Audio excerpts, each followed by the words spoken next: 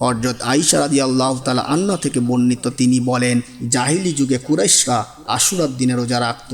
আল্লাহর রাসূল সাল্লাল্লাহু আলাইহি ওয়াসাল্লাম ও জাহিলি যুগে এই রোজা রাখতেন। এরপর যখন তিনি মদিনায় আসলেন তখনও এই রোজা রাখলেন এবং তা রাখার নির্দেশ দিলেন। পরবর্তীতে যখন রমজানের রোজা ফরজ করা হলো তখন আশুরার রোজা ফরজের বিধান ছেড়ে দেওয়া হলো। এখন যার ইচ্ছা সে এই রোজা রাখবে আর যার ইচ্ছা সে তা ছেড়ে দেবে। ইসলামের দ্বিতীয় হিজরিতে রমজানের রোজা ফরজ হওয়ার আগ পর্যন্ত আশুরার রোজা রাখা মুসলমানদের জন্য বাধ্যতামূলক বা ফরজ ছিল। রমজানের বিধান আসার পর এর ফরজিয়াত রহিত হয়ে এটি সুন্নাত বা নফল ইবাদতে পরিণত হয়। ইসলামে এই দিনটির গুরুত্ব প্রাচীনকাল থেকেই ছিল, এমনকি আরবের মুশরিকরাও দিনটিকে সম্মান করত।